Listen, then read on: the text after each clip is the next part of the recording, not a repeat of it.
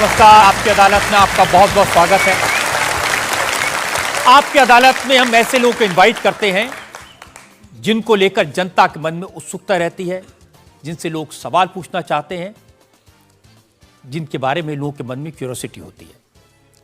पिछले दिनों मैं जहां भी गया, लोगों ने मुझे एक शख्स के बारे में कहा, आप इन्हें आपकी अदालत में बुलाइए। और मैं भी सोचने के लिए मजबूर हो गया, ये कौन है जिसके बारे में हर पब्लिक फंक्शन में लोग मुझे कहते हैं, जिसके बारे में लोग मैसेज भेजते हैं, दर्शकों की बार बार मांग आती है। पता किया, इनकी सोशल मीडिया पर काफी फॉलोइंग है। जब ये अपने घर से बाहर निकलते हैं तो सड़क पर ट्रैफिक जाम हो जाता है, लाखों लोगों की भीड़ इकट्ठा हो जाती है। इस शख्स को आपकी अदालत में आमंत्रित कर रहा हूं। प्लीज वेलकम बागेश्वर धाम के प्रमुख धीरेन्द्र कृष्ण शास्त्री।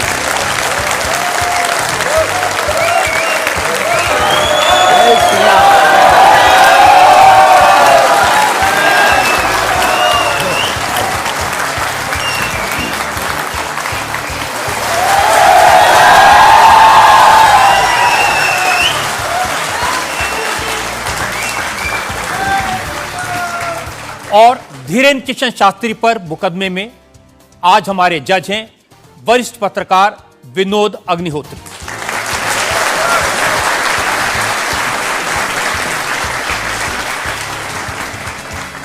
इससे पहले कि मुकदमा शुरू करें, इल्जामात सवालात का सिलसिला शुरू करें, आज के जज विनोद अग्निहोत्री की इजाजत चाहेंगे आज की कार्रवाई शुरू करने के लिए। इजाजत है मुकदमा शुरू करने की। और इससे पहले कि पहला इल्जाम लगे शास्त्री जी पर, एक नजर डालते हैं शास्त्री जी के लाइफ पर। आजकल पूरे देश में बागेश्वर धाम के प्रमुख धीरेन्द्र कृष्ण शास्त्री की बहुत चर्चा है। कोई उन्हें चमत्कारी कहता है, कोई उन्हें अंतर्यामी कहता है, कुछ लोग उन्हें पाखंडी कहते हैं, लेकिन धीरेन्द्र कृष्ण शास्त्री खुद को पक्का सनातनी बताते हैं। अब हिंदू एक हो जाओ, सनातनी एक हो जाओ, यही हम चिल्ला रहे हैं कब से। शक्ति का प्रभाव दिखाना यही हमारा उद्देश्य है। धीरेन्द्र कृष्ण शास्त्री का दावा है कि उनके ऊपर बजरंगबली की विशेष कृपा है। वो भक्तों का दुख दर्द सिर्फ अपने इष्ट तक पहुंचाते हैं। चूंकि भक्तों पर कृपा बरस रही है, इसलिए धीरेन्द्र कृष्ण शास्त्री का प्रताप भी बढ़ रहा है। उनके भक्तों की संख्या अब लाखों में है। धीरेन्द्र कृष्ण शास्त्री सिर्फ 26 साल के हैं। साल 2 साल में ही बागेश्वर धाम के पीठाधीश्वर के रूप में वे विख्यात हो गए। अब बड़े बड़े मंत्री और अफसर भी उनके दरबार में हाजिरी लगाते हैं। धीरेन्द्र कृष्ण शास्त्री सबसे पहले नजरों में आए जब संस्कार टीवी पर उनकी भागवत कथा दिखाई जाने लगी। फिर वो चमत्कार भी दिखाने लगे। 21वीं सदी के इस कथावाचक के वीडियो आजकल हर मोबाइल में है। बाबा इंस्टाग्राम से लेकर फेसबुक तक हर जगह छा चुके हैं। जैसे जैसे धीरेन्द्र कृष्ण शास्त्री की लोकप्रियता बढ़ी तो विवाद भी सामने आ गए। धीरेन्द्र कृष्ण शास्त्री का दावा है कि वो कोई पैसा नहीं लेते। जो उनके दरबार में आना चाहता है उसे सिर्फ हनुमान जी के यहाँ नारियल बांधकर अर्जी लगानी पड़ती है। धीरेन्द्र कृष्ण शास्त्री एक अच्छे वक्ता हैं। अब उनका संकल्प है कि वो सनातन धर्म को घर घर पहुंचाएंगे और भारत को हिंदू राष्ट्र घोषित करवाएंगे। आपकी अदालत में धीरेन्द्र कृष्ण शास्त्री अपना मुकदमा खुद लड़ेंगे। तो आइए शुरू करते हैं आज का मुकदमा। आपकी अदालत में पहला इल्जाम धीरेन्द्र कृष्ण शास्त्री पर। आपकी अदालत में बागेश्वर धाम के प्रमुख धीरेन्द्र कृष्ण शास्त्री पर आरोप है कि ये पब्लिसिटी के लिए स्टंट करते हैं। शास्त्री जी, बहुत सारे लोगों ने मुझे कहा कि आपको आपकी अदालत में बुलाएं। सोशल मीडिया पर आपकी मैंने देखा बहुत लंबी चौड़ी फैन फॉलोइंग है, 40 लाख लोग आपको फॉलो करते हैं। बहुत सारे वीडियोस मुझे लोगों ने भेजे। आप सड़क पर निकलते हैं तो चारों तरफ भीड़ लग जाती है। तो एक वीडियो मैं जनता को दिखाना चाहता हूं जो आपके लोगों ने मुझे भेजा है।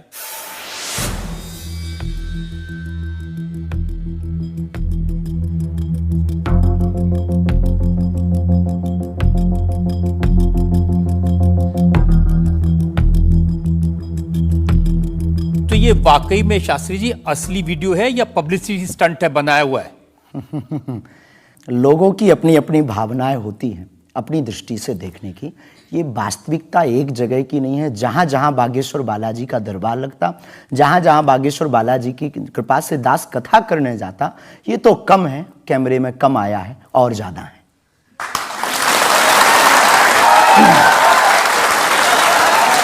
लेकिन 26 साल की उम्र में इतनी चर्चा, इतनी पब्लिसिटी, ऐसा क्या है आप में? जिसका गुरु बलवान होता है, चेला पहलवान होता है। जो लोग कहते थे ईश्वर नहीं होते या भगवान नहीं होते, हमारी दृष्टि में इस छोटे से गांव से, गढ़ा गांव मध्य प्रदेश के बुंदेलखंड में एक छोटा गांव गढ़ा है, गढ़ा में रहने वाला एक छोटे परिवार का बालक धीरेन्द्र कृष्ण अगर यहां तक पहुंच सकता है बालाजी की कृपा से, तो भारत का प्रत्येक व्यक्ति भगवत कृपा से कहीं भी पहुंच सकता है। आपने ये नहीं बताया कि यहां तक कैसे पहुंच गए हैं। ये जो लोग हैं, जो फॉलो करते हैं, जो आपके बारे में इतनी बातें करते हैं, ये क्यों करते हैं? क्या है आप में? बागेश्वर बालाजी की कृपा वो सब पर है।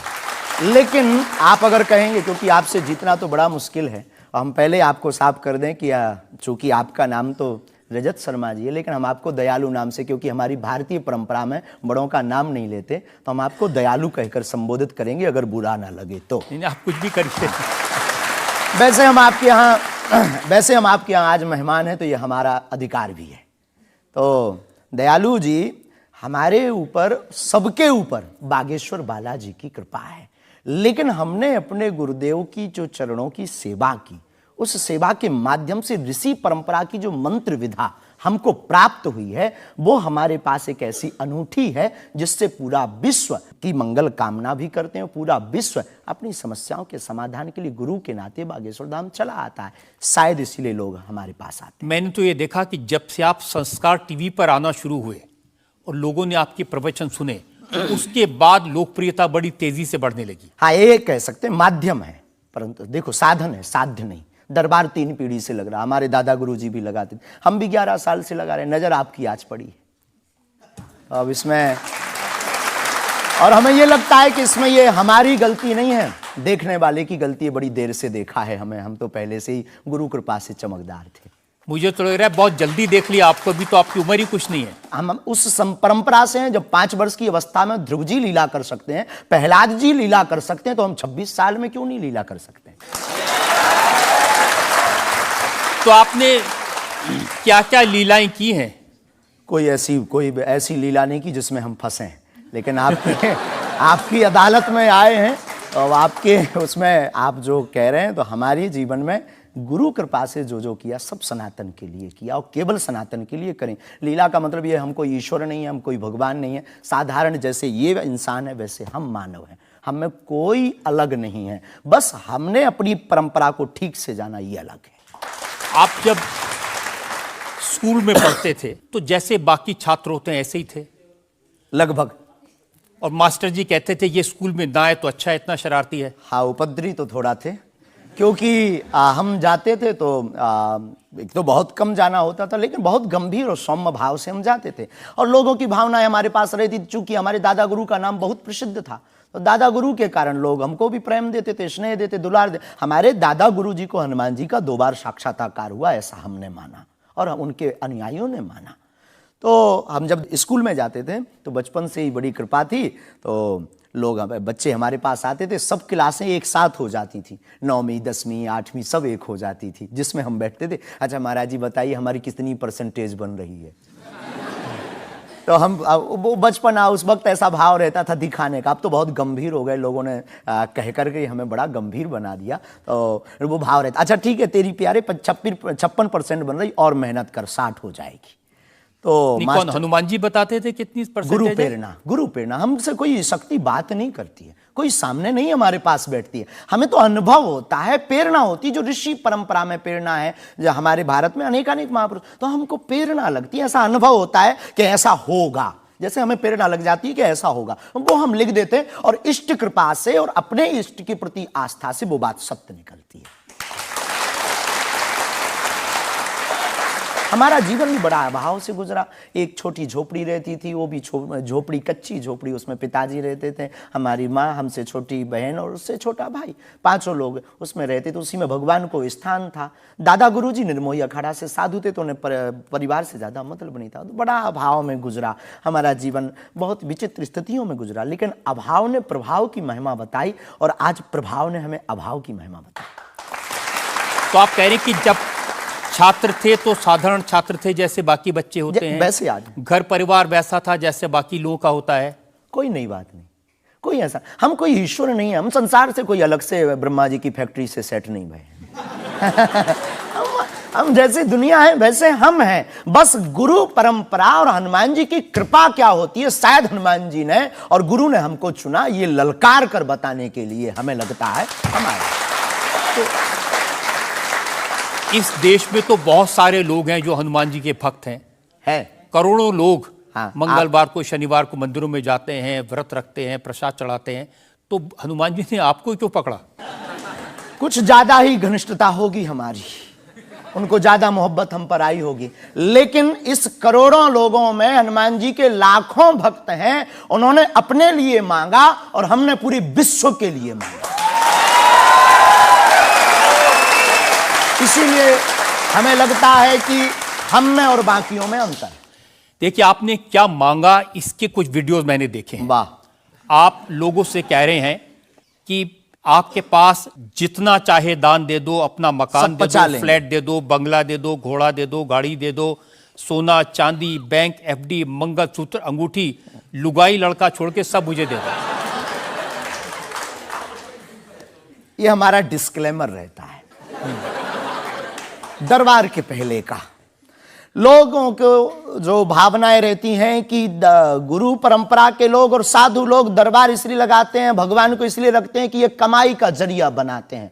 और हमने अपने दरबार में बैनर लगा करके, वो माइक पर ठोक करके बोलते हैं कि यहाँ किसी भी प्रकार का शुल्क, फीस, दक्षिणा नहीं लगता।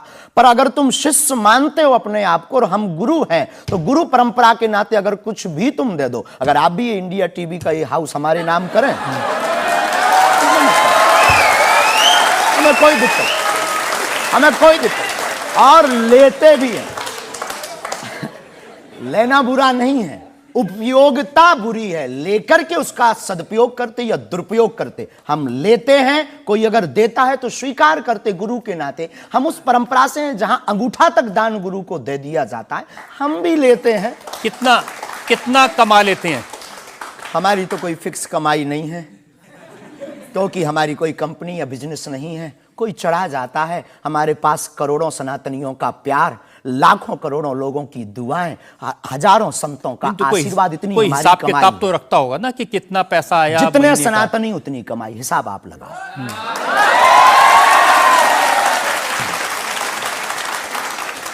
ज्यादा बातें इसलिए होती हैं कि आप जो स्टंट करते हैं पब्लिसिटी के लिए, आप ऐसी ऐसी बातें कह देते हैं। आप कहते हैं कि बिना वीजा के हनुमान जी रावण की लंका में घुस गए थे। ये जो मॉडर्न युवान भाई बहन है, इनको लंका प्रवेश के बारे में बताएंगे तो इनको ये लगता है कि ये घिसी पिटी बातें इनके दादा परदादा बताते रहे, ये बेचारे ऊब गए। इनको कुछ ऐसा चाहिए कि उस अध्यात्म से ये कनेक्ट हो पाए। और जैसे रावण ने मुझसे फोन पे बात की। हाँ, बिल्कुल, हम वही बोलने ही वाले थे। लगता है आज हमारी शक्ति आपके पास पहुंच गई। तो हमें आपको समझाना है, रावण से फोन का बात का मतलब सबके अंदर रावण बैठा है। कोई ऐसा दुनिया में नहीं जो गलत कृत्य देख रहा, गलत कर रहा और सच जानते हुए चुप है, वो रावण की दृष्टि का आदमी। तो हनुमान जी लंका गए, इसको इन युवानों को कैसे जोड़े? इन्हें तो वीजा, पासपोर्ट, फॉरेनर ये शब्द पता है, तो इनसे कनेक्ट करने के लिए हमारा अध्यात्म इतना विशाल और इतना अथाह है कि उसमें कुछ भी आप डाल दो वो आप सोच रहे हैं कि आपको अध्यात्म पता है, इनको नहीं पता। इस देश ऐसा की नहीं जनता हमने को कहा। आपसे ज्यादा अध्यात्म पता है। ऐसा हमने नहीं कहा।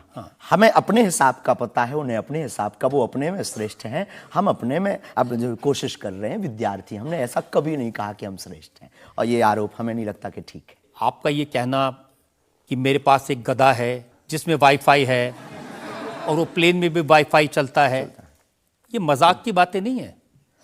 लोगों की दृष्टि से, भावनात्मक दृष्टि से देखा जाए तो ये बहुत गहरा विषय है। मजाक की दृष्टि से अगर कोई देखेगा तो देखो, जाकी रही भावना जैसी प्रभु मूलत देखी तिन तैसी। भगवान की कोई लीला को सिर्फ रास लीला को उठाते हैं, लेकिन हम तो महाभारत भी उठाते हैं। तो अपनी अपनी दृष्टि है, हम ये मजाक में नहीं कहते। हम उनको बताना चाहते हैं कि हमारे देवी देवताओं से जो हमारे इष्ट की परंपरा की जो निशानी है वो अगर नज़दीक रहे, गुरु की निशानी अगर नज़दीक रहे, माता पिता की बातों की निशानी नज़दीक रहे, तो बेटा कभी गलती नहीं करेगा, वो चार चांद लगाता रहेगा। शास्त्री जी, इसको कहते हैं आप अंधों के शहर में आईना बेचने की कोशिश कर रहे हैं। ऐसा हमारा भाव नहीं है, अपितु हमारा भाव ये है कि उस केवल वाईफाई को हम बताते नहीं, उसकी महिमा भी बताते हैं, और दरबार में आने वाले लोगों को उसकी महिमा का अनुभव भी कराते हैं। तो फिर वो जो बात मजाक की है ना, वो फिर अध्यात्म, आस्था, ईश्वर से जुड़ करके नास्तिक भी आस्तिक बन जाता है। देखिए, आपको भोले भाले लोगों को बताना चाहिए कि भाई ये मैं मजाक में कह रहा हूं, विनोद हम कहते है, भी हैं। और ये मैं ये असल हम में बहुत कह बार बोलते हैं, विनोद हम कर रहे हैं, हम बहुत बार बोलते हैं। अब कोई हमारे विनोद को सीरियस ले ले तो वो उसका निजी अनुभव है। तो अब मैं लोगों को बता दूं कि एक बार बगैर टिकट पकड़े गए थे आप रेलवे में। हाँ, ये तो बताना चाहिए, बिल्कुल पकड़े गए थे। लेकिन ये भी बताइए कि हम टीटी से ही 1100 रुपया लेकर आए थे। उसी टीटी से लेकर आए थे, और जिस वाईफाई की आपने चर्चा की, उसी वाईफाई की दम पर उसके बाप का नाम बताकर लेकर आए थे। इसी तरह की बातें कह के ऐसे दिखाते हैं जैसे चमत्कार कर दिया, जैसे मेरे ऊपर हनुमान जी की बहुत कृपा हो गई, मैं भविष्यवक्ता हूं, और फिर जो भोले भाले लोग हैं वो प्रभावित हो जाते हैं। हमने कभी एक नहीं दावा किया कि हम चमत्कारी हैं।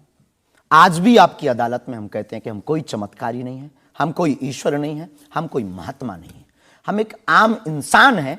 लेकिन हमारी अपने इष्ट के प्रति आस्था, ऋषि परंपरा के प्रति आस्था है, जो महर्षि वाल्मीकि से पत्र दरबार की महिमा चली है, उस महिमा का हम अनुकरण करते हैं, और उस आस्था में उलझनों में का रास्ता मिल जाता है, तो उसे आप चाहे चमत्कार मानिए, अथवा फिर आप अपनी बुद्धि से जो जिसने जो जाना वो हमें माना। देखिए शास्त्री जी, बहुत सारे ऐसे लोग हैं, गरीब हैं, परेशान हैं, बीमारियों से थके हारे हैं, डॉक्टर से आशा छूट जाती है, हॉस्पिटल से आशा छूट जाती है, वो आपके पास आते हैं, वो सोचते हैं यहाँ इलाज मिलेगा। किसी का बच्चा बोल नहीं सकता, किसी का बच्चा चल नहीं सकता, वो लोग बड़ी आस्था विश्वास लेके, जो मैंने जानकारी हासिल की, वो आते हैं, सोचते हैं कि यहाँ से शायद उन्हें कोई रास्ता दिख जाएगा, और उन्हें मिल जाता है। जो आते हैं श्रद्धा पूर्वक आते हैं। देखो, जिंदगी में अगर वो परेशान है और डॉक्टर से परेशान होकर के या कहीं से भी निराश होकर के आया और उसे कुछ मिले ना मिले, हम ये तो नहीं कहते, जिसकी जितनी निष्ठा उसको उतना हमारे बागेश्वर बालाजी के दरबार में मिलता है। और अगर नहीं मिलता, अगर उसे जीवन जीने की अगर डांडस और सात्तावना मिलती है, तो क्या ये भी कम है? बिना पैसों में, बिना दक्षिणा दिए, बिना कुछ लगे अगर हनुमान जी से जुड़ रहा, अगर वो प्रभु से जुड़ रहा, अगर उसे जीवन जीने में 4 दिन की जिंदगी है, डॉक्टर ने कह दिया तो मर जाओगे, लेकिन बागेश्वर धाम के नाम से उसके चेहरे पे मुस्कुराहट है कि मेरा हारे का सहारा है, तो अगर ये मुस्कुराहट उसके चेहरे पर आती, इससे किसी को गुस्ताखी क्यों? देखिए, अगर बागेश्वर धाम आने से लोगों का इलाज हो जाता है, तो फिर आपको कैंसर हॉस्पिटल बनाने की क्या जरूरत है? यही तो हम बताना चाहते हैं कि दुआ और दवा दोनों आवश्यक है। हमने ये नहीं कहा कि हम डॉक्टरों के खिलाफ हैं। अब मैंने पूछ लिया तो आपने दवा ऐड कर दिया उसमें। नहीं, हमने औषधालय बागेश्वर धाम पर खुलवाया है, और मंदिर के समीप खुलवाया है। वहां पर ग्राम पंचायत का भवन है, वहां पर आयुर्वेदिक औषधालय है। दुआ और दवा मतलब नीचे दवा है, और वहां ठीक नहीं हुए तो दुआ के लिए चढ़ जाओ मंदिर पर। दोनों काम करेगा, ठीक है। और ये कोई नई बात नहीं है, हमने ऐड नहीं की, डॉक्टर खुद ऐड करता है, ऑपरेशन करता है, जब ठीक नहीं होता तो वो भी कहता है तुम भी प्रार्थना करो। लेकिन ये सही है कि जिस इलाके में आप हैं उस इलाके में बहुत सारे ऐसे लोग हैं जो इसी तरह पर्ची निकालते हैं, जो इसी तरह दुआ की बात करते हैं। पूरे भारत में ऋषि परंपरा के अनेक लोग हैं, बहुत लोग तो नहीं कह सकते, पर अनेक लोग पूरे भारत में हैं। और केवल हमारे इलाके में नहीं, पूरे भारत में।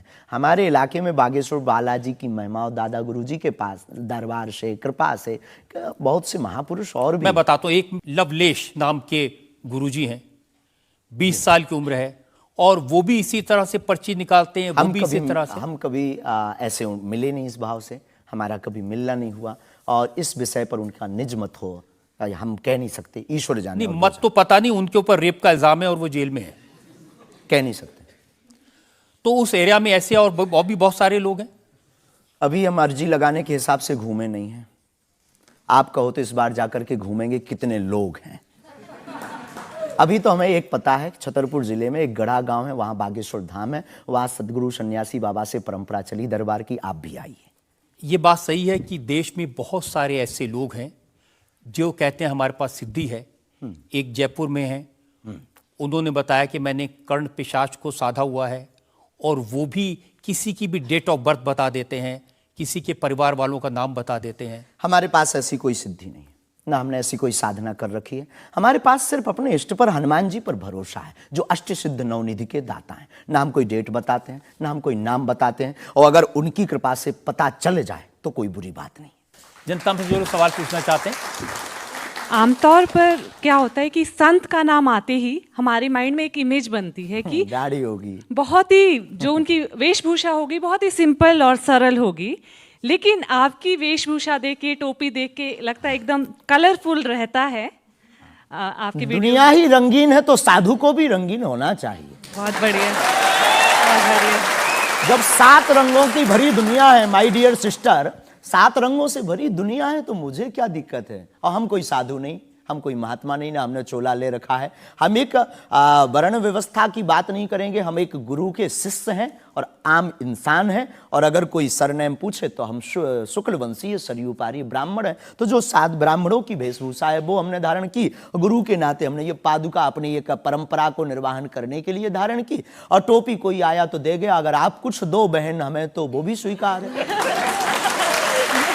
आप चाहो तो कुछ हमें पहनने को दे सकते हो, हम पहन लेंगे। एक वेबसाइट ने लिखा कि ये जो टोपी पहनते हैं ये पहनाने वाले से भी कुछ गुरु दक्षिणा लेते हैं, जो कपड़े पहनते हैं, जो कपड़े जिसके दिए पहनते हैं उससे भी कुछ पैसा लेते हैं। आज तक ऐसा कोई मिला नहीं है, खोज जारी है। किसी ने हमें आज तक दक्षिणा नहीं दी टोपी पहनाने के नाम पर या कपड़े पहनाने के नाम पर। हम तो राह चलते कोई मिल जाता है तो उसका पहन लेते, अपना दे देते हैं। हम तो साधु उस परंपरा के हैं, उस परंपरा के। लेकिन अच्छे लगते हैं आपको ये रंग बिरंगे कपड़े? बहुत आनंद आता है। क्या दिक्कत है साहब? किसी को दिक्कत है वो हमसे ज्यादा रंगीन पहने। एक शायर ने कहा कि जो खानदानी रईस हैं वो मिजाज रखते हैं नर्म अपना, आपका लहजा बता रहा है आपकी ये दौलत शोहरत नहीं।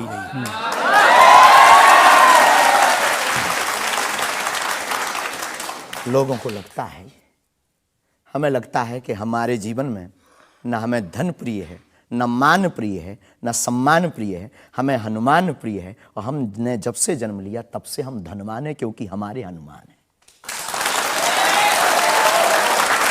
और दुनिया का प्रत्येक हनुमान भक्त धनवान है जिसके जीवन में हनुमान है।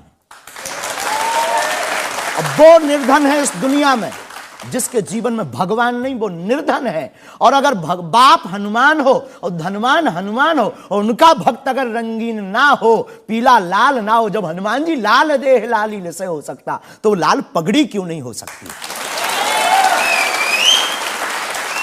ये मुझे पता चल गया है कि आप इसी तरह की डायलॉग बाजी करके ही इतने पॉपुलर हुए हैं। आपकी अदालत में अगला हिस्सा। आपकी अदालत में बागेश्वर धाम के प्रमुख धीरेन्द्र कृष्ण शास्त्री पर इल्जाम है कि ये असभ्य भाषा का प्रयोग करते हैं। शास्त्री जी, कुछ लोग आपको पीठाधीश्वर मानते हैं, कुछ लोग गुरु मानते हैं, लोग महाराज कहते हैं, बड़ा आदर करते हैं। कोई संत कहता है लेकिन आप जिस भाषा का प्रयोग करते हैं वो इस गरिमा के अनुकूल नहीं लगती कई बार। जैसे आपने एक पत्रकार को कहा कि तुझे नंगा कर दूंगा, ये साधु की भाषा तो नहीं हो सकती, ये संत की भाषा तो नहीं हो सकती। ब्राह्मण समाज पर कमेंट करने वाले एक व्यक्ति को आपने कहा मूर्ख, ठठेरी के बरे, नकट्टा। तो ये ठठेरी क्या होता है? कोई हम जातिवादी नहीं है, पहली बात तो हम ये क्लियर करें। नहीं, ये ठठेरी क्या होता है? ये हमारे बुंदेलखंड का एक भावनात्मक शब्द है, ठठरी। जब माताएं बड़ी आवेश में होती है और बालक कोई गलती कर देता है तो माताएं अपनी बालक को कहती हैं, अरे ठठरी के बरे सुधर जा, न कटा। तो हम बहुत गांव के भोले भाले अनपढ़ गवार आदमी हैं, अंगूठा छाप है, ठीक से पढ़ाई की नहीं, तो गवार आदमी है। तो जो माँ की हमारी जो परंपराएं है, जो पारिवारिक बोलचाल है, उस पारिवारिक बोलचाल में अगर कोई साधु के ऊपर टिप्पणी उठाएगा, रामचरितमानस पर टिप्पणी उठाएगा या भगवान पर टिप्पणी उठाएगा, तो स्वभावश सनातनी हिंदू होने के नाते वो लहजा निकल जाता है और सठे साठ्यम समाचरित। ये भी कौन सी गलत बात है? अगर कोई भगवान को गाली बके और हम उसको श्रीमान जी कहें, स्वामी जी कहें, भगवान कहें, तो हमें तो नहीं लगता कि वो बिनय ना मानत जलद जड़ गए 3 दिन बीत और बोले राम सकोप तब भय बिन हो ये न प्रीत।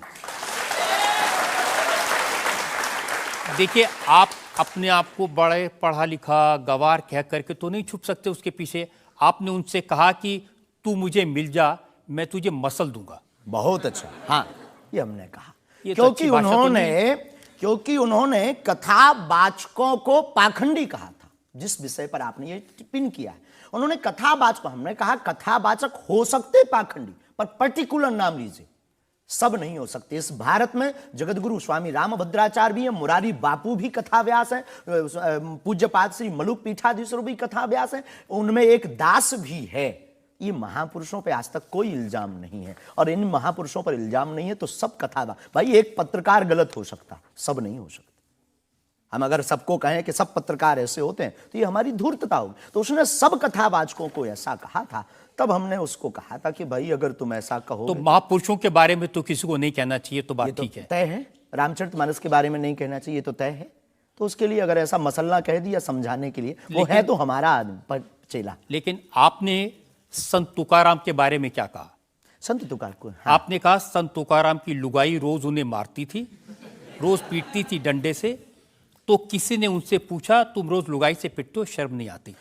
इसमें बोलचाल की भाषा में थोड़ा सा वो हुआ। हमने एक कथा पढ़ी थी एक पुस्तक में, उसमें लिखा था कि उनकी पत्नी झगड़ालू, बड़ी ईर्षालु थी, बड़ी विचित्र थी, और वो संत तुकाराम जी को एक बार गन्ने के लिए भेजती, गन्ना वो एक लेकर शाम को आते तो वो उनके शरीर पर प्रहार कर देती, एक गन्ने के 2 टुकड़े हो जाते। पर तुकाराम बहुत अद्भुत महापुरुष थे, उन्होंने कहा, देख तू कितनी ज्ञानवान है, पहले गन्ना एक था, हम लोग 2 थे, तूने मेरे शरीर पर प्रहार करके गन्ने के 2 टुकड़े कर दिया, अब एक तू चूस एक मैं लूं।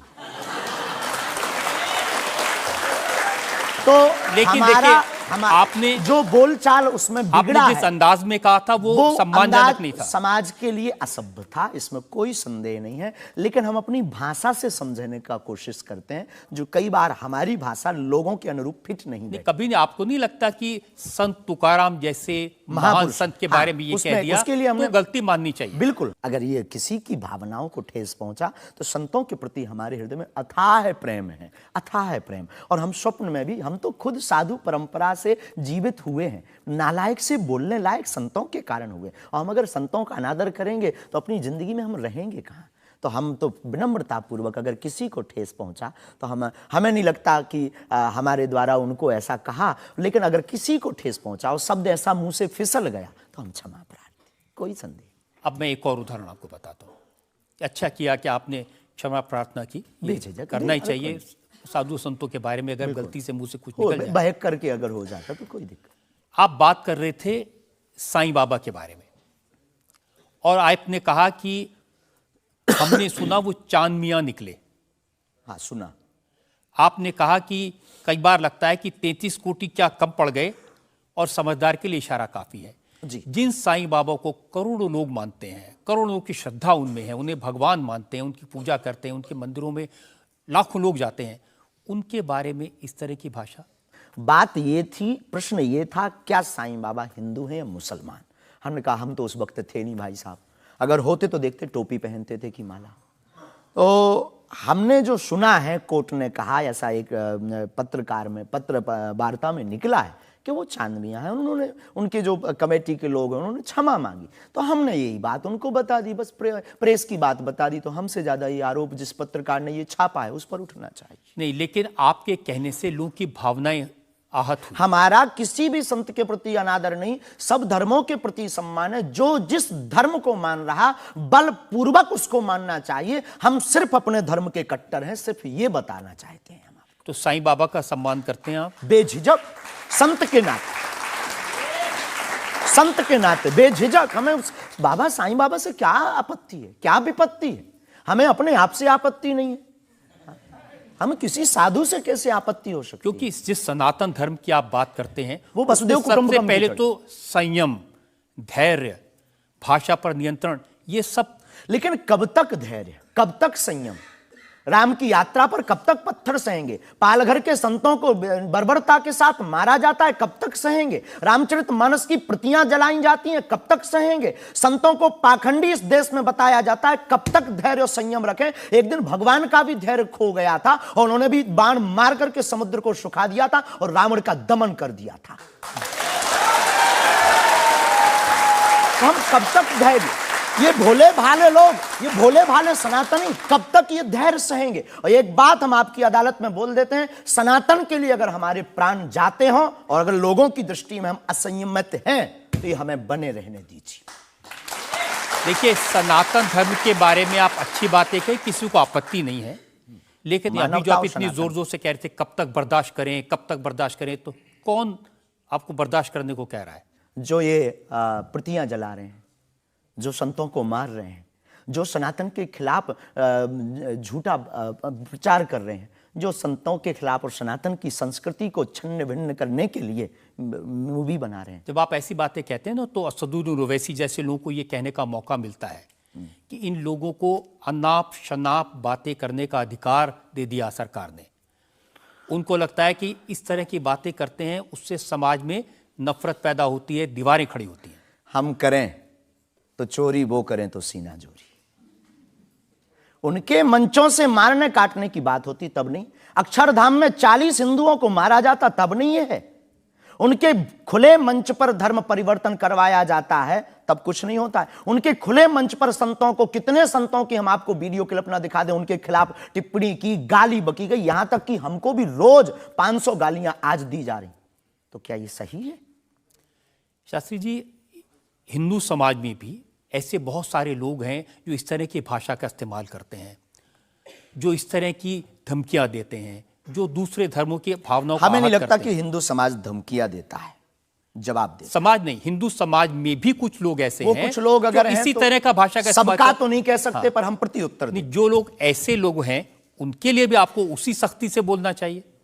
हम किसी भी पंथ के विरोधी नहीं हैं, हम सनातन धर्म के कट्टर हैं और सनातन का विरोध, हमें मुसलमानों से डर नहीं है, ना पादरियों से, ईसाइयों से, अपने में भी रहने वाले कुछ जयचंदों से भी डर है जो सनातन का विरोध कर रहे हैं। हम उनके खिलाफ भी बोलते हैं।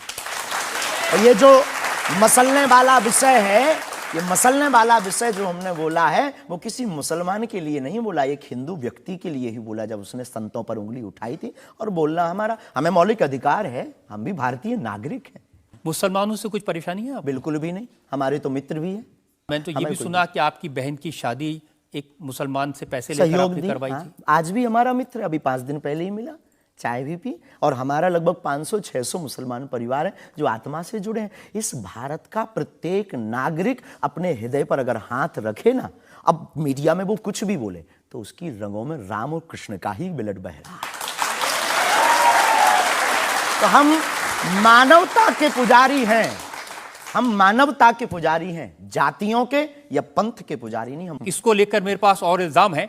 हम एक ब्रेक के रुकेंगे और ब्रेक के बाद आपकी अदालत में धीरेन्द्र के शास्त्री पर इल्जामात और सवालात का एक और आपकी अदालत में अगला इल्जाम। आपकी अदालत में बागेश्वर धाम के प्रमुख धीरेन्द्र कृष्ण शास्त्री पर आरोप है कि ये अपने विरोधियों को धमकी देते हैं। शास्त्री जी, सुना है कि विरोधियों को धमकी दे रहे थे आप, लेकिन आजकल आपको भी धमकियां मिलने लगी हैं। आपको भी लोग कह रहे हैं कि जान को खतरा है।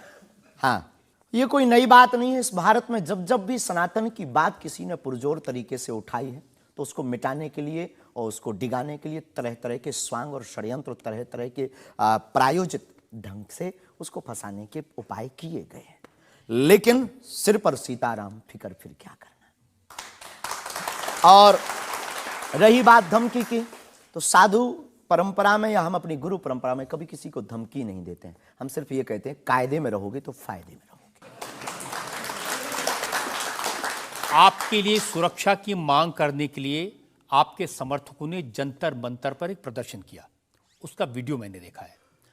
और जो लोग बागेश्वर धाम के नाम पर वहां प्रदर्शन कर रहे हैं, वो कह रहे थे अब चाकू छोड़ो, तलवारें रखो, अब इन लोगों को गोली मारो। और वो लोग बहुत ही हिंसक भाषा का इस्तेमाल ये बिल्कुल भी कतई हमें पसंद नहीं है और इसकी छूट हमने कदापि किसी को नहीं दी है।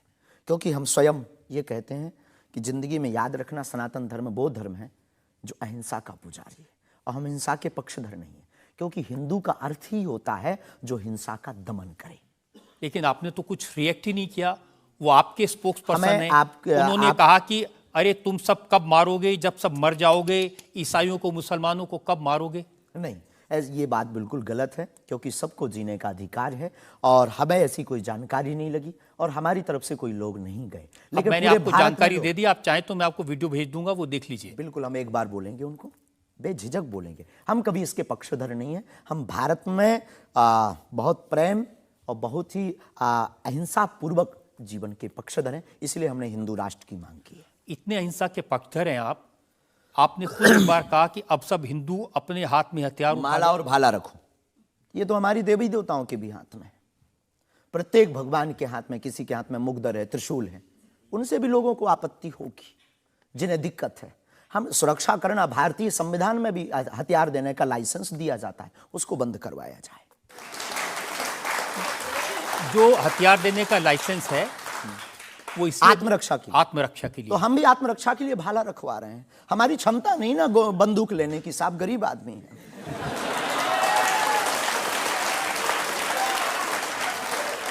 जब आप इस तरह की बातें करते हैं ना, तो फिर सवाल ये उठता है कि आपकी सुरक्षा के लिए टैक्स पेयर क्यों पैसा दे, जनता क्यों पैसा दे? आप इस तरह की बातें करेंगे, भाला की बात करेंगे, बंदूक की बात करेंगे, गोली की बात करेंगे, तो धमकी मिलेगी। हाँ मिलेगी, लेकिन हमने कभी बंदूक की बात नहीं की। हमने भाला और माला की बात की। और रही बात सुरक्षा की, तो प्रत्येक नागरिक की सुरक्षा करने की जिम्मेदारी भारत सरकार की है। और हमें अपने इष्ट और भारत की सरकार पर भरोसा है, वर्तमान सरकार पर भरोसा है। साधु संत के तुम रखवारे, असुर निकंदन राम दुलारे। एक तो हमारा पहला भरोसा ही है, हमारे इष्ट हमारे हनुमान जी है। और हमारा ये धमकी नहीं है। और बार बार मरना नहीं, एक बार बचना नहीं, तो डरना किस बात का? तो जब तक जिएंगे, प्राण अगर जाते हो चले जाएं, पर सनातन की चर्चा, घर घर राम पहुंचाने की चर्चा नहीं हम छोड़ेंगे। वो 50 उपाय कोई कर ले।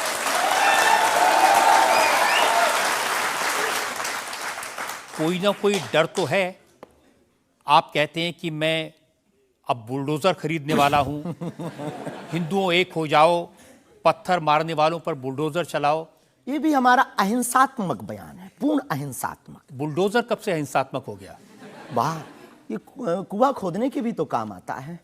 तो हमने कहा कि अगर राम की यात्रा पर कोई पत्थर फेंकेगा तो बचाने के लिए भाई बुलडोजर खरीदो। और अगर किसी को अपनी शरीर की दिक्कत है या किसी को अपने पंथ को दिक्कत है, वो क्रेन खरीद ले, हमें क्या दिक्कत है? हम कोई रोक नहीं रहे हैं। लेकिन अभी हमारे पास इतना रुपया नहीं आया कि हम बुलडोजर लें। और अगर आप लोग सहयोग करेंगे तो हम रख लेंगे। देखिए, ये डायलॉग मारना अच्छा है, डायलॉग नहीं, लोगों को मजा भी आता है। गुरु की परंपरा के अनुसार हम सिर्फ एक बात बताते हैं। हाँ, लोगों को डायलॉग लगता है। कैसे गुरु हैं जिनकी परंपरा में कभी भाला, कभी बुलडोजर, और फिर कहते हैं मैं अहिंसा की ये बात हमारी करता हूं। ऋषि परंपरा है। ये भगवान राम की परंपरा है। अच्छा, धनुष भगवान बाण राम के लिए। टाइम पर बुलडोजर आते थे। भगवान राम धनुष बाण लिए थे। अब थोड़ा टेक्नोलॉजी बढ़ गई है तो टेक्नोलॉजी के हिसाब से हमें भी बदलना चाहिए। परिवर्तन प्रकृति क्या का नियम करेंगे, है। क्या करेंगे बुलडोजर का? आत्मरक्षा। घर के बाहर रखेंगे कि देख भाई तू आना मत, ये भी है भाई। बंदूक जो इनके पास होती, सिपाहियों के पास चलाते थोड़ी हैं अनेक बार, वो तो दिखाने के लिए होती है कि तू कुछ करना। आप जो बातें कह रहे हैं ना कि सिपाहियों के पास भी बंदूक होती है, जो सीमा पर रक्षा करते हैं उनके पास बंदूक होती है, हमारे पास क्यों नहीं हो सकती? ऐसी बातें जानते हैं, मैंने किससे सुनी थी बहुत साल पहले, भिंडरान वाले से। ये कौन है? भिंडरान वाले पंजाब में जो आतंकवाद फैला था उसके सिंबल थे। नहीं, हमने कभी बंदूक की बात नहीं की, बुलडोजर की। उनसे मैंने ये सवाल पूछा था। उन्होंने बुलडोजर रखी थी। मैं आपको बताता हूँ, उनसे मैंने, देखिए ये मजाक की बात नहीं है, मैंने उनसे सवाल पूछा था कि उनकी आपत्ति क्या थी कि जो हिंदू हैं वो यज्ञोपवीत क्यों पहनते हैं और सिख लोगों को कृपाण लेकर जाने की इजाजत क्यों नहीं होती। तो मैंने उनसे कहा कि यज्ञोपवीत से क्या नुकसान किसी को हो सकता है? तो उन्होंने कहा नहीं, इससे भी गला घोट के मारा जा सकता है। मैंने कहा आप तो बंदूक की बात कर रहे हैं। तो उन्होंने यही कहा था कि सिपाहियों के हाथ में भी तो बंदूक होती है, वो भी आत्मरक्षा के लिए। तो ऐसी बातें जो लोग गुरु परंपरा के लोग हों उनको नहीं कहनी चाहिए। आपकी दृष्टि से कह सकते हैं, लेकिन हमें लगता है कि आत्मरक्षा के लिए सब कुछ जरूरी है, वर्तमान समय में आवश्यक है। और बुलडोजर की बात अगर कहें तो बुलडोजर का पूर्ण अहिंसात्मक बयान है, और किसी व्यक्ति से अगर आप जोड़ रहे हैं तो वो उसका निज मत है। हमारा मत बंदूक की तरफ। सनातन धर्म का मत क्या है? सनातन धर्म का मत है सनातन सत्य, अहिंसा, दया, क्षमा, दान, जप, तप। मारकाट की बात तो नहीं करता वीरता सनातन भी धर्म। है, ये वीरता का प्रतीक है बुलडोजर। चाय भी मंगवा दो साहब। अच्छा, हम चाय पियेंगे, हमें चाय की पीना बड़ी चाहते हैं। आदत है। हाँ, और पानी और चाय दोनों भेजा जाए। जी जी। वैसे तो संतों को चाय पसंद नहीं आती है ना? लेकिन आपके बारे में जितना मैं रिसर्च की हूँ मुझे पता चला है आपको चाय बहुत पसंद है। क्या ये सही है? जी बहन, बहुत सही बात है। जो कौन सी चाय अदरक पसंद वाली करते चाय। हैं? अदरक वाली चाय, और हमारे दादा गुरु जी को बहुत प्रिय है। इस चाय से हमारी याद जुड़ी हुई है दादा गुरु से। हम 2 भाई है वैसे तो, पर ताऊ चाचा के मिलाकर के 10 भाई हैं। और हम जब दादा गुरुजी के पास जाते थे तो सब ऐसे ही बैठते थे। तो दादा गुरुजी बहुत सिद्ध महापुरुष, बहुत कम बोलते थे, महापुरुष थे। तो वो चाय पीते थे तो अपनी जूठी चाय, खूब ये जो नरेली है, इसकी आधी चाय हमको देते थे। तो हमारे जीवन में हमें ये लगा कि ये नालायक से बोलने लायक गुरु के इस प्रसाद के कारण बना है।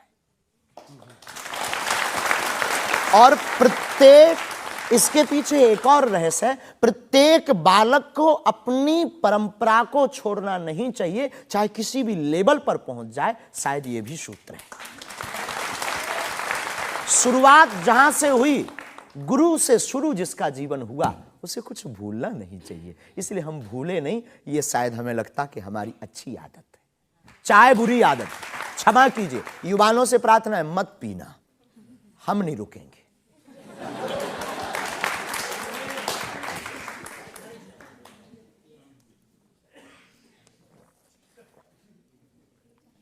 और हमारे दादा गुरु ने तो श्लोक भी बनाया है, कहो तो सुनाऊं। चाय पर श्लोक। चाय पर श्लोक आपने नहीं सुना होगा, एक बार सुन। केटली गर्भ संभूतम शक्कर पत्ती मिश्रितम कप मध्य विराजते देवी ओम चाय चंडिकाय नमो नमः। और केवल इतना ही नहीं, चाय और चाह दोनों जिंदगी में बहन जरूरी है। चाय हमारे लिए जरूरी है क्योंकि हमें लगता कि चाय से गुरु की याद आती है, और जिससे ईश्वर की याद आए वो बुरी चीज भी अच्छी है।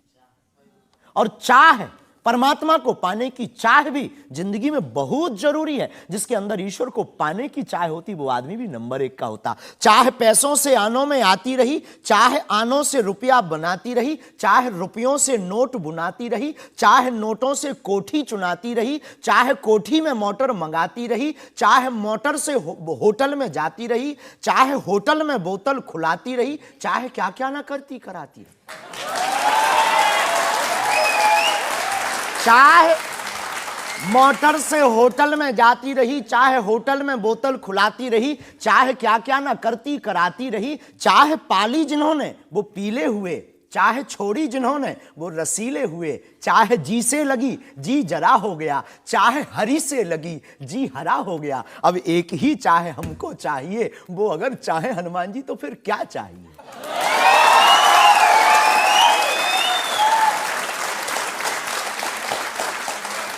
अब आप ये मत कहना कि ये डायलॉग बाजी है क्योंकि हम आपकी अदालत में ये कह दें, हमारा कोई भी बयान डायलॉग नहीं है, हमारा प्रत्येक बयान हमारे युवाओं को और भारत को जगाने का है। मैं तो सोच रहा था कि आपको पहले से पता होगा कि मैं क्या पूछने वाला हूं। शायद ये जो चाय आप पीते हैं, इससे एनर्जी आती है, ऊर्जा आती है, शक्ति मिलती है? लगभग गुरु की याद आती है। और देखो चाय पीना, देखो सच बात यह है कि चाय पीना ठीक नहीं, चाय हानिकारक है, भूख मारती है। लेकिन हम 24 घंटे में 18 घंटे सेवा करते हैं, लगभग 17 घंटे गद्दी पे बैठते बोलते हैं। भूख लगेगी तो नींद आएगी, नींद को मारने का एक बहुत अच्छा उपाय है चाय पी लेंगे। भूख कम तो हम ज़्यादा समाज सेवा कर पाते हैं, हमें ऐसा लगता है, पर डॉक्टरी भाषा में ये ठीक नहीं है। तो ये सिर्फ समाज सेवा के काम आती है, या फिर जैसे शाहरुख खान की फिल्म पठान को आपने क्रिटिसाइज किया, वो भी चाय का असर था? चाय कोई नशा नहीं है, लेकिन अगर आप उसकी बात करें तो हमने सिर्फ सनातन की बात की कि हमारे सनातन पर भगवा रंग ही बेशरम क्यों बार बार। एक फिल्म 1987 के लगभग आई थी, संतोषी माता की फिल्म। संतोषी माता की फिल्म आने के बाद लोगों की भावना इतनी दृढ़ होगी कि शुक्रवार को टमाटर और नींबू बिकना कम हो गए। और अगर आप सनातन के खिलाफ, आपको याद होगा, और अगर सनातन के खिलाफ कोई मूवी बनाओ तो मंदिरों में, भगवान के चरणों में और माता पिता और गुरु के प्रति आस्था लोगों की कम हो जाएगी। इसलिए बार बार हमारी संस्कृति, हमारे सनातन और हमारे भगवान राम को टारगेट ना किया जाए। देखिए, बिना देखे आपने फैसला कर लिया कि वो भगवान राम को टारगेट किया गया है, सनातन को टारगेट किया गया है। भगवा रंग तो देखने की जरूरत ही नहीं है, खून ही भगवा है। रंग से किसी धर्म को जोड़ना ये तो ठीक नहीं। ये देश तिरंगे का देश है और तिरंगे में तीनों रंग हैं। बिल्कुल है, और सब रंगों का सम्मान करना चाहिए। तो है तो हमने कभी, अच्छा तो भगवा रंग, हरा रंग भी तो बेशरम हो सकता है। हाँ, क्यों नहीं हो सकता? हो सकता है ना। हाँ। बस यही हमारी मांग है। देखिए, ये इस तरह की जो मांगे करते हैं ना, उसी पर मुझे आपत्ति है। आप कहते हैं ये भारत राष्ट्र हिंदू राष्ट्र बने, बेझिझक बने, हिंदू राष्ट्र बनेगा। ये जातिवाद, हम जातिवाद के खिलाफ हैं। कब तक गालियां जातिवाद के नाम पर, कब तक राजनीतिक रोटियां सेकी जाएंगी? ये बंद करो। अब कब तक जातिवाद के नाम पर वोट लेंगे? आप ये बंद करो, भारत को हिंदू राष्ट्र बनाओ। सामाजिक समरसता होगी, सब में समानता होगी, सौहार्दता होगी, न पत्थर गलेंगे, न रामचरितमानस जलेगी, न राम के ऊपर कोई टिप्पणी होगी। हिंदू राष्ट्र होगा तो राम राज्य आ जाएगा। भारत विश्व गुरु है। शास्त्री जी, ये जो देश है ना, ये भारत के संविधान से चलता है। वो संविधान जो बाबा साहब अंबेडकर ने बनाया था। क्षमा कीजिए, हम उसके आदर करते हैं, हमारे पूर्वजों ने स्वीकार किया। कहां आदर कर रहे हैं? वो संविधान कहता है ये धर्मनिरपेक्ष राज्य है, इसमें रिलीजन के नाम से इसको देश नहीं बनाया जा सकता। संविधान का प्रथम पृष्ठ ही भगवान राम के चित्र से प्रारंभ होता है। हाँ, बिल्कुल। संविधान का प्रथम पृष्ठ, जिस देश का संविधान भगवान राम से प्रारंभ हो, तो क्या वो हिंदू राष्ट्र, राम राज्य नहीं हो सकता है? वही संविधान जो भगवान राम के पृष्ठ से शुरू होता है, वही संविधान कहता है कि भारत एक धर्मनिरपेक्ष हमने ऐसा राज्य सुना है, पढ़ा नहीं है, पूछना नहीं, पंथ निरपेक्ष कहा है। धर्म तो सिर्फ सनातन नहीं, धर्मनिरपेक्ष। हाँ, तो धर्म सिर्फ सनातन है, बाकी सब पंथ। देखिए, और जो देश धर्मनिरपेक्ष नहीं होते, जैसे हमारे पड़ोस में पाकिस्तान धर्म के आधार पर बना, उसका क्या हाल है ये आप देख रहे हैं। देख रहे हैं, लोगों के पास खाने को रोटी नहीं है, आतंकवाद चरम सीमा पर है। जब इस्लाम के नाम पर देश बनेगा, धर्म के नाम पर बनेगा, तो ये होगा। बिल्कुल बात सही है आपकी, लेकिन हम आपको बता दें, बाकी सब पंथ हैं, धर्म सिर्फ सनातन है। सुप्रीम कोर्ट के सामने ये मामला आया था और सुप्रीम कोर्ट ने क्या कहा था, एग्जैक्ट वर्ड्स मैं आपको बताता हूं। सुप्रीम कोर्ट ने कहा कि भारत जैसे धर्मनिरपेक्ष देश में धर्म के आधार पर घृणा फैलाने की, लोगों को बांटने की गुंजाइश नहीं है। जी, सुप्रीम कोर्ट तो का ये नहीं करना चाहिए। हमारी तरफ से आदर है, लेकिन भारत हिंदू राष्ट्र था, है, बस घोषणा की जरूरत है।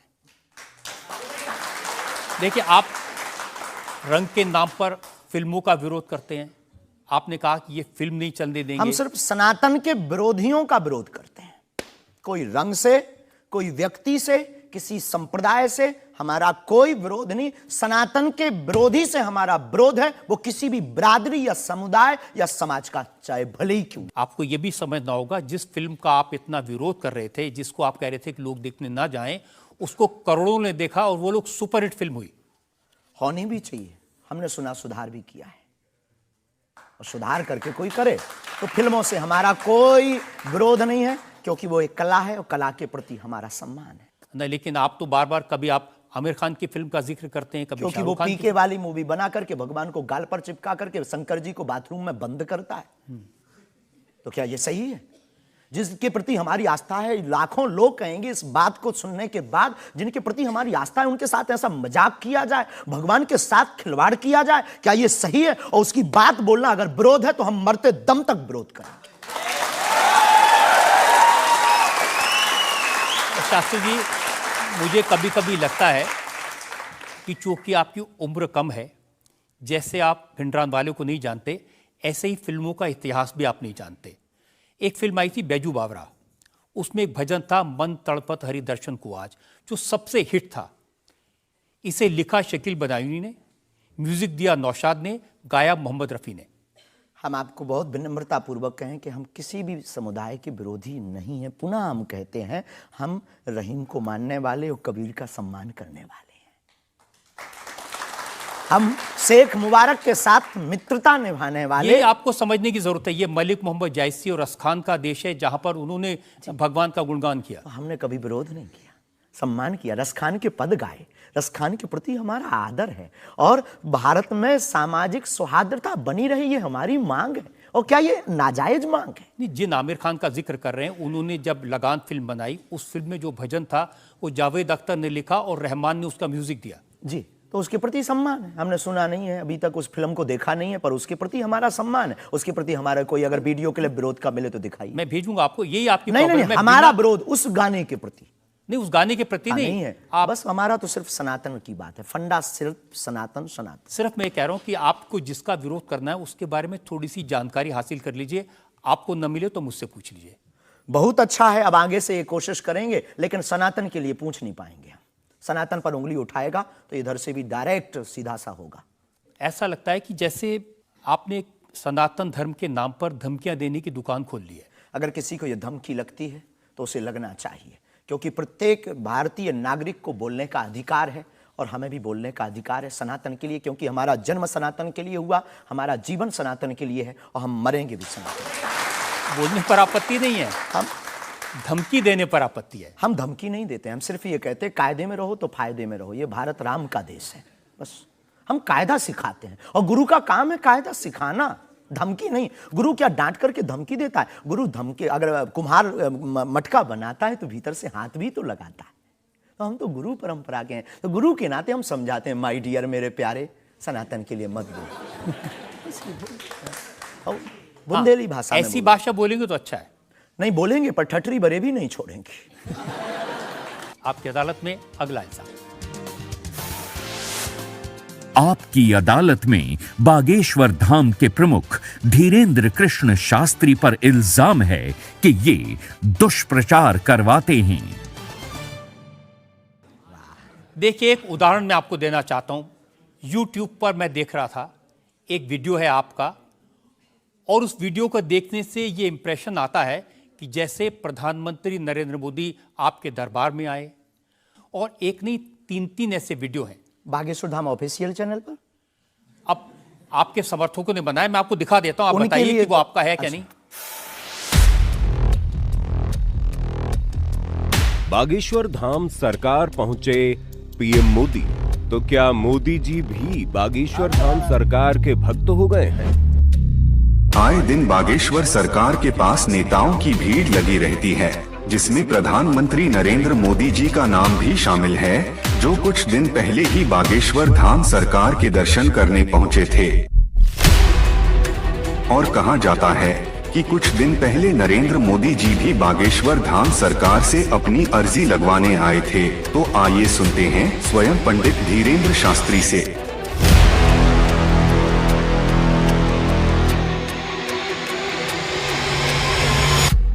मोदी जी को ये प्रोजेक्ट करते हुए जैसे बागेश्वर धाम आए, मेरी जानकारी है कि 3 वीडियोस हैं, उनमें से एक बागेश्वर धाम का है। बागेश्वर धाम के ऑफिशियल चैनल से कभी हो ही नहीं सकता है, न ऐसी भूल हो सकती है, क्योंकि हमने कभी ऐसी इजाज़त नहीं दी। ये बहुत बड़ी गलतियां हैं। टीआरपी के चक्कर में रोज़ तो लोग हमारी शादी करवा देते हैं यूट्यूब पर। आपने सिर्फ ये भर देखा, ये भी तो देखिए कि हर बार हमारी लड़की बदल दी जाती है।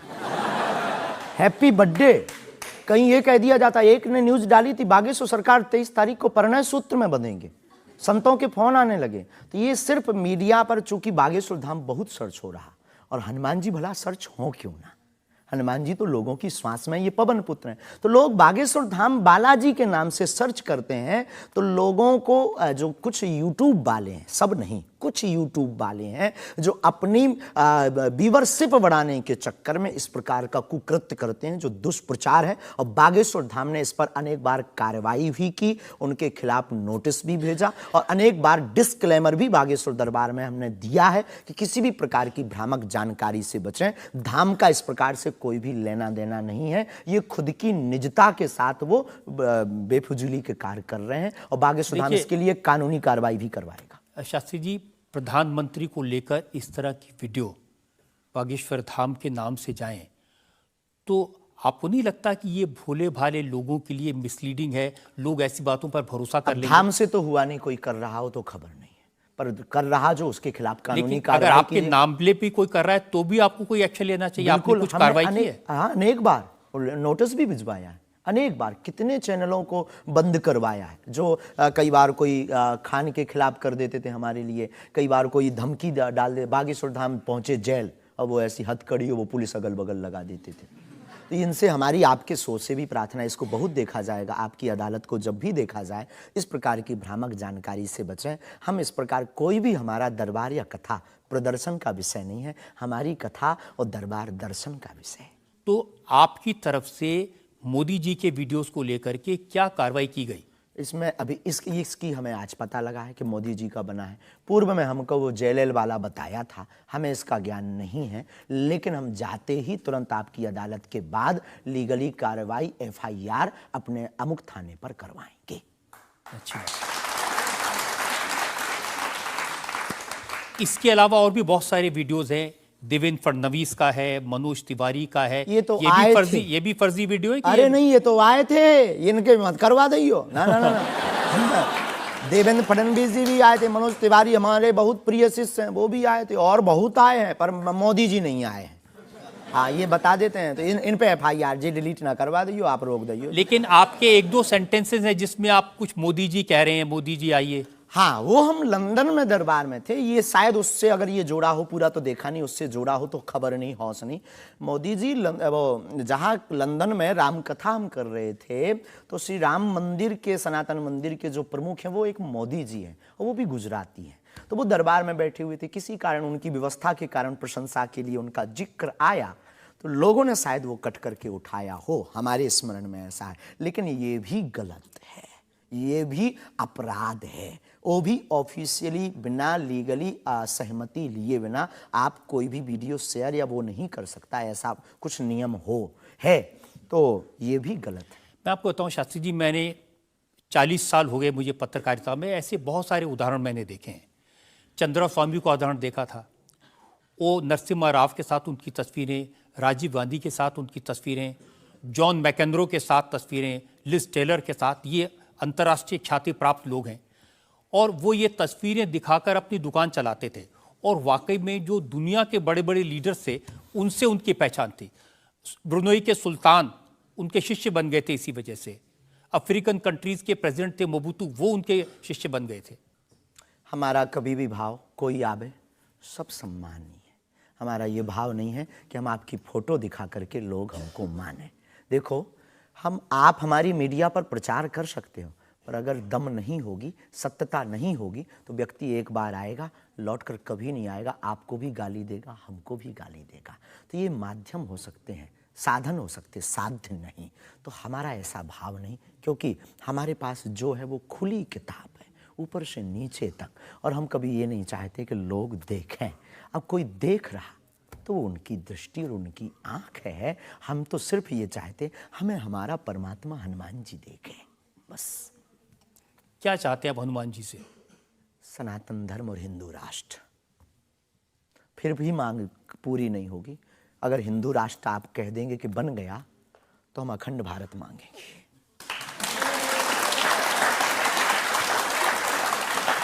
अगर वाकई में आपको भरोसा है कि बजरंगबली ऐसी इच्छाओं को पूरा कर सकते हैं, करते हैं। करते हैं, हमारी तो कर रहे हैं। स्केल थोड़ा बढ़ाइए ना, उनसे कहिए कि पुतिन को समझाएं कि यूक्रेन से अपनी सेना वापस ले ले।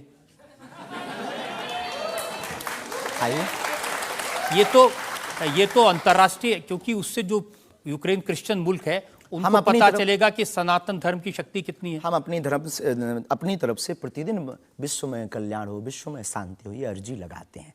और हनुमान जी ने रावण को भी समझाया था, मान जा, भगवान है, वापस कर दो जानकी माता को। लेकिन जिसकी आ गई हो तो हनुमान जी की बातें उसे नहीं भाती हैं। गुरु के नाते हमने भी प्रार्थना की। अब किसी की आ गई, हम जो बताने, हमारे पास लोग आते, महाराज जी हम मर ना जाएं। अब उसको क्या कहें कि जो बता रहा उसे भी मरना है। हद हो गई, तो पागलों जैसी बात करते मेरे पागल। लेकिन हम श्रीमान जी बड़े विनम्रता पूर्वक कहें कि अगर आपको लगता है तो आपको अर्जी लगाने एक बार बागेश्वर धाम। नहीं, ये अर्जियां लगाने का काम तो आपका है, मेरा नहीं है। और अंतर्राष्ट्रीय विषय पर अब टर्की में इतना बड़ा जलजला आया है, इतना बड़ा भूकंप आया है, हजारों लोग मर गए हैं, तो कुछ आपको अर्जी लगानी चाहिए। बिल्कुल, हमने प्रार्थना तुरंत की और हम प्रार्थना करते कि प्रतिदिन जो भी हमारे पास है चूरन चटनी, हम अपने गुरुजी से और बालाजी से प्रार्थना करते विश्व का मंगल हो, सबका भला हो। इससे आपको फर्क नहीं पड़ेगा कि वो क्रिश्चियन कंट्री है या इस्लामिक मुल्क? बिल्कुल भी नहीं। हम तो खुद गए, हम तो पूरी दुनिया का मंगल की कामना। हम उस धर्म से हैं जहाँ वसुदेव कुटुंबकम की चर्चा की जाती। सर्वे भवन्तु सुखना सर्वे सन्तु निरामया, सब में मंगल हो, मंगल भवन अमंगलहारी। हम ऐसे नहीं, हम मानवता के हैं। जिसके अंदर दुख है, हे बालाजी उसके संकट, आप संकट मोचन हैं, उसके संकट मिट जाएं, हमें कोई फर्क नहीं पड़ता है। ये अच्छी बात आपने कही। आज हमने मुकदमा चलाया बागेश्वर धाम के प्रमुख धीरेन्द्र कृष्ण शास्त्री पर। हमने उनसे पूछा उनके चमत्कारों के बारे में, उनके प्रवचनों के बारे में, उनके धमकी भरे बयानों के बारे में, उनके स्टंट्स के बारे में और उनको लेकर सोशल मीडिया में चल रहे मिसलीडिंग वीडियोस के बारे में। अब वक्त है आपकी अदालत में आज के जज विनोद अग्निहोत्री के फैसले का। बागेश्वर धाम के प्रमुख आचार्य श्री धीरेन्द्र कृष्ण शास्त्री पर लगे सभी आरोपों और उनके जवाब सुनने के बाद अदालत इस निष्कर्ष पर पहुंची है कि ऋषि और संत परंपरा वाले इस देश में उन्हें भी अपने विचार लोगों तक पहुंचाने का अधिकार है। लेकिन जिस तरह धर्म के नाम पर पाखंड और धोखाधड़ी भी होती है, इसलिए श्री शास्त्री को बहुत सावधान रहने की आवश्यकता है। अदालत तमाम इल्जामों से श्री धीरेन्द्र शास्त्री को बाइज्जत बरी करते हुए निर्देश देती है कि बागेश्वर धाम बालाजी सरकार श्री हनुमान जी की कृपा से उन्हें यदि कोई सिद्धि और प्रसिद्धि मिली है तो उसका उपयोग लोक कल्याण और समाज की नैतिक आध्यात्मिक उन्नति के लिए करें और देश समाज में प्रेम, शांति, सद्भाव का वातावरण बनाने में सहायक हों। शास्त्री युवा हैं, इसलिए उनमें जोश स्वाभाविक है, परंतु जोश के साथ साथ होश भी अत्यंत आवश्यक है। अदालत अपेक्षा करती है कि उनकी वाणी में संयम, करुणा और क्षमा से अभिभूत रहेगी। आशा है कि धीरेन्द्र कृष्ण शास्त्री सनातन धर्म के इन्हीं शाश्वत मूल्यों के साथ भारतीय संत परंपरा को आगे बढ़ाते रहेंगे।